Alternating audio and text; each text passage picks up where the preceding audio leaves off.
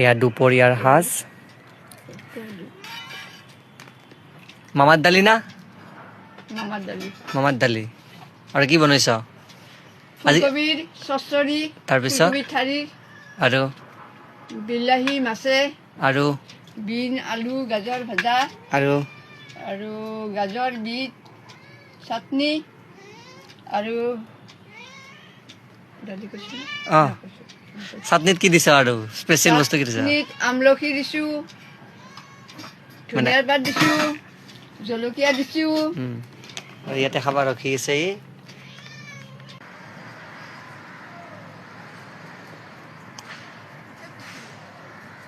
ভাত খোৱা হৈ গ'ল একেলগে দুবাৰ খাইছোঁ সেইখিনি যিখিনি দেখালোঁ তাৰপিছতে লৈছোঁ গুড়া সান্দা গাঁৱৰ পৰা দি পঠোৱা ঘৰৰ পৰা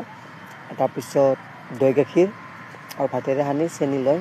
সম্পূৰ্ণ সানি পেলাই খাইছোঁ এতিয়া পেটটো অজগৰ সানিছে দেহাটো লৰাব পৰা নাই তাৰমানে দ্বিতীয় কথা হ'ল যোৱাকালি নিউ ইয়েৰ গ'ল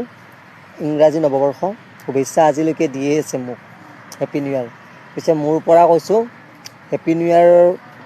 ৰিপ্লাইটো ইয়াৰ পৰাই thank you same to you বুলি সকলোকে কৈছোঁ কি হ'ব বেছি ৰিপ্লাই দিব মন যোৱা নাই 2025টো যেনেকৈ গ'ল 26টো আমাৰ কাৰণে তেনেকুৱাই হ'ব বেকাৰ মানুহৰ জীৱন আৰু বেলেগ কি হ'ব এনেকৈ চলি যাওক বাছ 26টো এনেকৈ 25ৰ দৰে ভালকৈ চলি গ'লে হ'ল কাৰো হানি হ'ব নালাগে আৰু কাৰো অপকাৰ কৰিব নলগা যাতে নহয় চবৰে যাতে উপকাৰ কৰি পেলাই চলি যাব পাৰোঁ আৰু সকলোৰে লগত যাতে বেণ্ডিংটো ধুনীয়া হৈ থাকে আৰু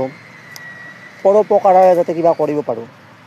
আৰু নিজৰ যিখিনি লক্ষ্য সেইখিনি যাতে সুন্দৰভাৱে কৰি যাই থাকিব পাৰোঁ বাছ তাতকৈ ওপৰত বেলেগ একো নালাগে বাই বাই